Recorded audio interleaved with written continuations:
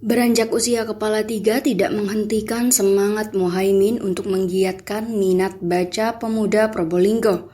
Ia bahkan menjadikan ruang tamu rumahnya di Desa Kropak, Kecamatan Bantaran, Kabupaten Probolinggo sebagai perpustakaan mini. Muhaimin merupakan seorang guru sekaligus penulis yang giat melebarkan minat membaca. Saat ini Muhaimin tinggal di lingkungan Yayasan Pendidikan Ummul Qura, Desa Kropak, Kecamatan Bantaran, Kabupaten Probolinggo. Kisahnya, Muhaimin sudah menggeluti dunia baca dan tulis sejak menempuh pendidikan di pesantren Sidogiri. Membaca adalah kegiatan yang tak pernah bolong di setiap harinya. Rabu sore 1 Juni 2022, Muhaimin bercerita pada Tadatuli TV bahwa awal mula mendirikan perpustakaan ini karena kegelisahannya. Sejak pindah ke Desa Bantaran pada tahun 2017, ia melihat kurangnya asupan bacaan untuk anak santrinya. Ia khawatir anak muda yang duduk di bangku sekolah hanya mendapat buku LKS yang menurutnya kurang memadai untuk memperoleh ilmu yang luas. Ayah dari dua anak itu mengatakan anak muda yang sedang duduk di bangku sekolah kelak akan menjadi penerus bangsa. Jika mereka berkutat pada buku LKS, tak pernah bisa ia bayangkan akan seperti apa bangsa Indonesia ke depannya. Sebab itulah ia membulatkan tekad untuk membangun perpus mini. Selain itu, ia juga percaya bahwa perpustakaan merupakan lumbungnya ilmu pengetahuan. Muhaimin melihat setiap kejayaan satu peradaban pasti ditandai dengan adanya perpustakaan. Dari situ ia berpikir untuk membuat perpustakaan sebagai fasilitas santrinya supaya giat membaca. Kalau dibilang minat baca masyarakat rendah, mungkin saya kurang setuju ya. Karena sebenarnya yang minat bacanya yang rendah itu bukan minat bacanya, tapi ketersediaan bahan bacaan. Ketersediaannya. Ya sebenarnya ya teman-teman di sini saya dulu karena juga pernah kerjasama dengan perpustakaan Perpusda. Dulu sebelum corona itu saya kerjasama dengan Perpusda, perpus keliling, kan ada program perpus keliling dan Perpusda.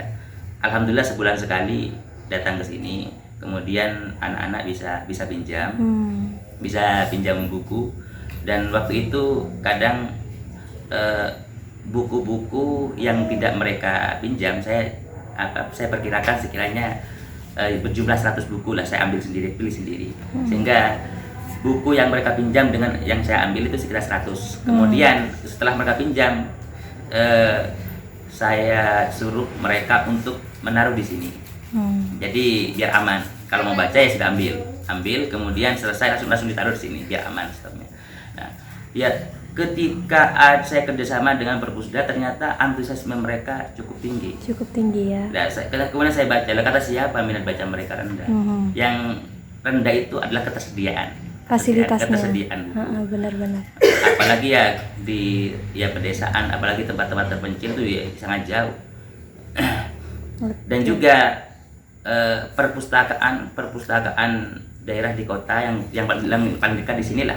Saya pernah ke sana, pelayanannya kurang, kemudian terlalu monoton lah sehingga kurang menarik seperti Menara Gading yang sulit disentuh. Selain santri, masyarakat umum juga boleh membaca di perpustakaan milik Muhaimin. Namun, Muhaimin tidak mengizinkan buku-bukunya dipinjam.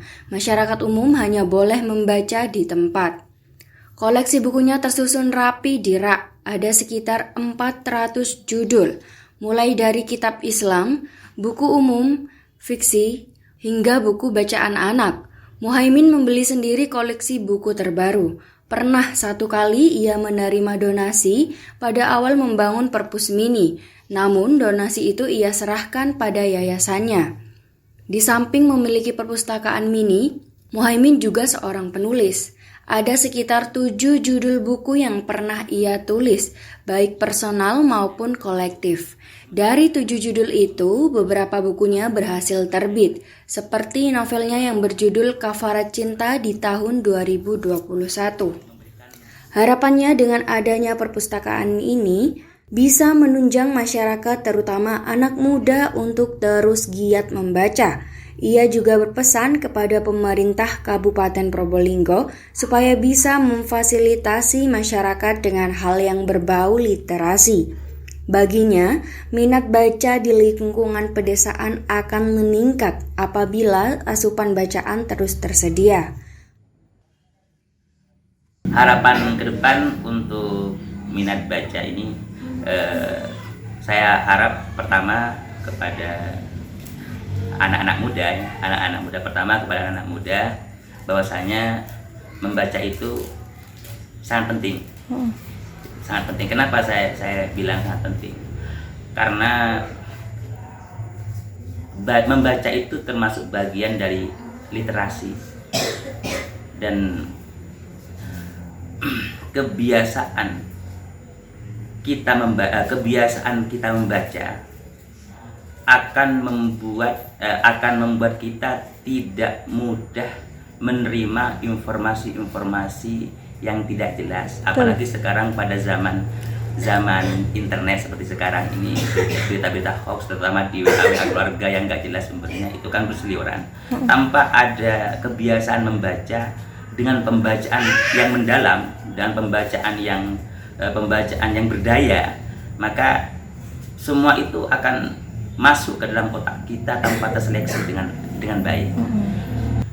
Dan tentu semestinya pemerintah memberikan fasilitas yang memadai lah untuk anak muda, terutama di masing-masing daerah, apalagi di pelosok-pelosok, memberikan fasilitas yang memadai kepada anak-anak muda untuk penyediaan buku atau apa, semestinya begitu. Ya, dan juga di samping memberikan fasilitas yang memadai, juga memberikan sosialisasi, terutama ke lembaga-lembaga pendidikan, karena sekarang anak-anak muda yang sangat kita harapkan potensinya di masa yang akan datang, mereka ada di bangku-bangku pendidikan. Betul. Laporan Alfi Wardah, Tada Today TV.